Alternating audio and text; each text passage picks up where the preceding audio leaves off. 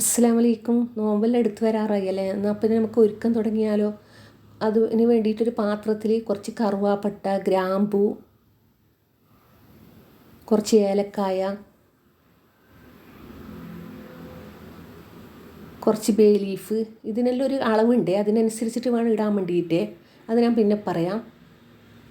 കുറച്ച് പെരുംജീരകം, അതായത് വലിയ ജീരകം, കുറച്ച് മല്ലിയില, പൊടിക്കാത്ത മല്ലിയില, വീണ്ടും ഗ്രാമ്പും കറുവാപ്പട്ട കൂടി കുറച്ച് ഇട്ട് കൊടുക്കുന്നുണ്ട്. അത് കുറവാണെന്ന് വിചാരിച്ചിട്ടാണ് ഇട്ട് കൊടുക്കുന്നത്.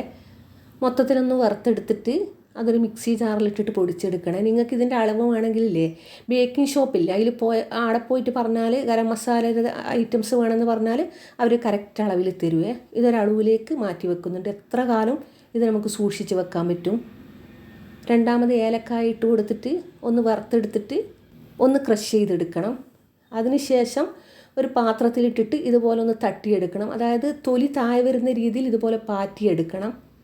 എന്നിട്ട് അതിൻ്റെ തൊലി മാറ്റി കൊടുക്കണം. കാരണം നമ്മളെ ഹെൽത്തിനില്ലേ, ഈ ഏലക്കായയുടെ തൊലിയില്ലേ, അത് നല്ലതല്ല.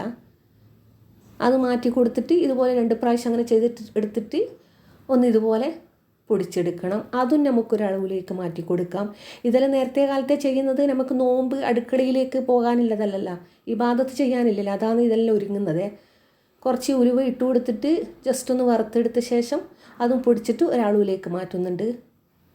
ചുവന്ന മുളക് ക്രഷാക്കി നമുക്ക് എന്തായാലും ആവശ്യമാണ്, എന്തെല്ലോ സ്നാക്സിനിടാൻ. അതും മൊത്തമെല്ലാം കളഞ്ഞിട്ട് ഒന്ന് വറുത്തെടുത്തിട്ട് അതും പൊടിച്ചെടുക്കുന്നുണ്ട്. ഒന്ന് ക്രഷാക്കി എടുക്കാനേ പാടുള്ളൂ.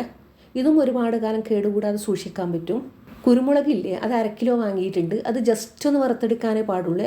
അതിലേക്കൊരു ഇച്ചിരി ഉപ്പ് കൂടി ഇട്ട് കൊടുത്തിട്ട് വേണം ഒന്ന് ക്രഷാക്കി എടുക്കാനേ.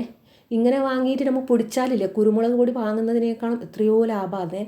വലിയ ജീരകമില്ലേ, അതും ഒന്ന് വറുത്തെടുത്തിട്ട് അതും മിക്സി ജാറിലേക്ക് പൊടിച്ചെടുത്തിട്ട് അതും ഒരളവിലിട്ട് വെക്കുന്നുണ്ട്. ചെറിയ ജീരകം അതുപോലെ തന്നെ. ഇത് വേറെ വേറെ നമുക്ക് എന്തിനെല്ലാം ഇടാനുണ്ടാവുമല്ലോ, അതുകൊണ്ട് വേറെ വേറെ കുറച്ച് പൊടിച്ച് വെക്കുന്നതാണ്. നിങ്ങൾക്ക് ഗരം മസാല കുറേ അധികം വേണമെങ്കിൽ അതുപോലെ തന്നെ വാങ്ങിയിട്ട് പൊടിച്ചെടുത്താൽ മതിയേ. എല്ലാം കൂടി ഒരു അളവിലേക്ക് ഇട്ട് വെക്കുന്നുണ്ട്. ഇഷ്ടപ്പെട്ടാൽ മാത്രം സബ്സ്ക്രൈബ് ചെയ്യണേ.